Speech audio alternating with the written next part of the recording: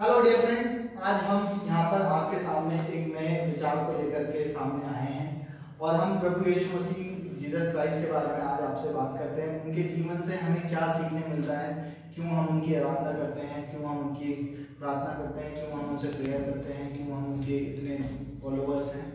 तो हम इस बारे में आप लोगों के साथ थोड़ी बातें शेयर करते हैं। तो बात यहाँ से है कि प्रभु यीशु मसीह का जीवन इस तरीके से रहा है कि जब वो 30 इयर्स के होते हैं तो वो एक एज अ प्रीचर अपना प्रचार स्टार्ट करते हैं लोगों के बीच में। तो वो अपने आराधनालय में जो मतलब जहाँ पे मंदिरों में या चर्चेस में जहाँ पे प्रेयर करते हैं तो उनके अपने लोग उन्हें बहुत ज़्यादा रिस्पेक्ट नहीं करते हैं, उनको एक्सेप्ट नहीं करते हैं। वो अपने और बाकियों के बीच में वो अपना प्रचार करना शुरू करते हैं और जब वो प्रचार करते हैं लोगों के बीच में तो वो उनके समझाने का तरीका बहुत सारे एग्जाम्पल्स को देकर के चीज़ों को समझाने का था।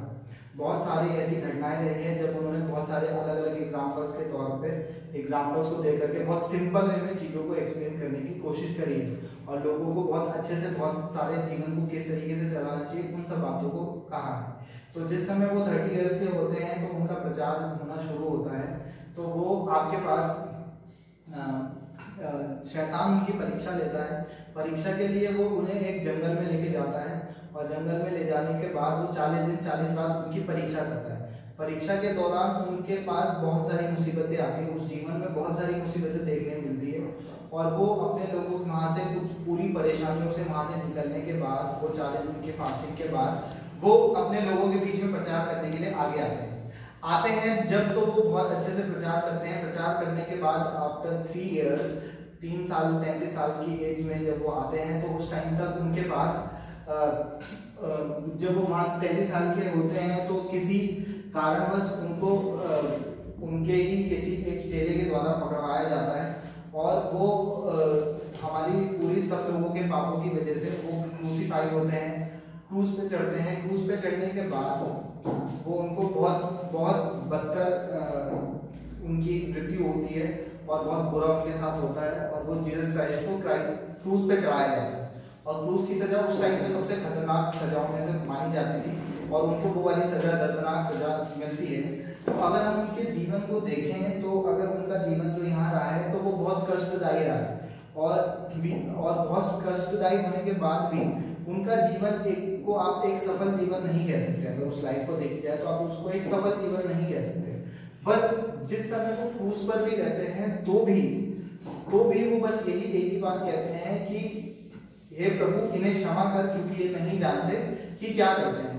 क्योंकि उनका जीवन इतने कष्टों में रहा है। तो आपके पास जब उनके जीवन में इतने कष्ट आते हैं तो कष्ट आने के बावजूद भी वो कहीं डगमगाते नहीं है और वो उस खराई में ही बने रहते हैं जैसा कि आज हमें बना रहना चाहिए। तो यही हमें सीखने को मिलता है। फिर तीसरे दिन बाद वो मृतकों में से जी उठते हैं। जी उठने के बाद वो स्वर्ग पे चले जाते हैं और आज भी वो जीवित हैं। तो हम कुछ उनकी जो प्रार्थना आराधना करते हैं उनके जीवन की वजह से नहीं, जीवन में उन्होंने जो किया, उनके साथ जो भी परेशानियां आई उन सारी परेशानियों में वो वैसे ही बने रहे।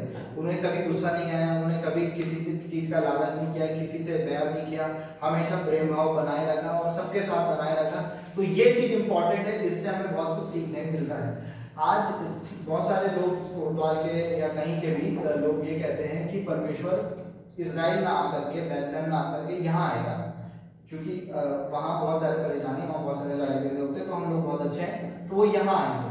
अब अगर वो यहाँ आते हैं तो जिस समय परमेश्वर बैतलहम में या इजराइल में वहाँ स्टार्टिंग में आए थे तो उस टाइम पे उनके जीवन में इतने सारे लोगों में उस समय बहुत सारे काम भी नहीं होते थे।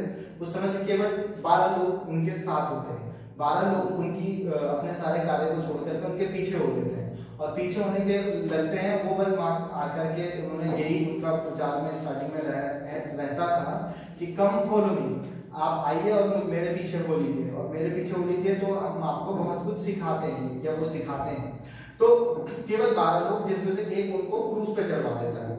और अगर आज वो आपके यहाँ आते हैं तो आप लोगों के पास या किसी भी कंट्री या किसी भी देश, किसी भी शहर में लोग कहते हैं कि वो यहाँ आएंगे क्योंकि हमारे यहाँ बहुत कुछ अच्छा है।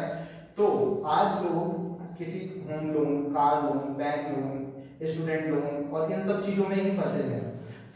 तो आज अगर वो यहाँ आकर के कहते हैं कम फॉलो मी, तो तो आप कितने लोग उनको फॉलो करने वाले हैं, वो आपको देखना है। अगर आपके पास इसे इस तरीके से समझा जा सकता है कि एक स्पाइडर होता है तो वो अपना एक वेब तैयार करता है, तो एक अगर वो स्पाइडर अपना वेब तैयार करता है ताकि अगर उसको पकड़ने के लिए कोई और आता है तो वो उसमें फंस जाए, वो उसमें ट्रैप हो जाए। लेकिन अगर कोई स्पाइडर उस जाल में खुद ही फंस जाता है जो उसने खुद से बुना है, तो वो एक मूर्ख स्पाइडर कहलाता है। ऐसे ही हम लोग अपनी ही लाइफ में बहुत सारे जाल बुन रहे हैं जिसमें हम लोग खुद ही फंस जा रहे हैं। अगर आपके पास इसके बाद अगर कोई आपके पास आकर के कहता है कम फॉलो मी, और आगे जाकर के आपको पता है कि वो रास्ता बिल्कुल सही है, तो आपको उसे फॉलो करना चाहिए, आपको उस जगह जाना चाहिए, आपको उस वे को, उस पाथ को फॉलो करना चाहिए। उस अगर जीसस यहाँ आते हैं और वो कहते हैं कि आप इन्हें फॉलो मी, तो फॉलो करने के लिए आपको फ्री होना जरूरी है, आपको अंदर से खाली होना जरूरी है। आपको मूर्ख वाले स्पाइडर की तरह किसी जालों में फंसने की जरूरत नहीं है, क्योंकि अगर आपको पता है कि आगे आपका विजन बहुत क्लियर है और आगे आपको बहुत कुछ मिलने वाला है, तो आपको अपने जीवन में फंसना नहीं है, जीवन में या इस जीवन के इस चक्कर में फंसना नहीं है, आपको फ्री रहना है, ताकि आप लोगों की भी हेल्प कर सके, प्यार बांट सके, मोहब्बत बांट सके। उन्हें कुछ नहीं चाहिए, उन्हें आपके जीवन से कुछ नहीं चाहिए, लेकिन हमें उनके लाइफ से सीखने को मिलता है, तो हमें उसे फॉलो करना चाहिए। तो होप आपको ये समझ आया होगा, कोई भी कैसी भी परिस्थिति होती है, हमें खड़े रहना चाहिए और बिल्कुल ईमानदारी के साथ उस पर चलना चाहिए, खराई से चलना चाहिए। और have a good day, goodbye, good night, शुभ रात्रि।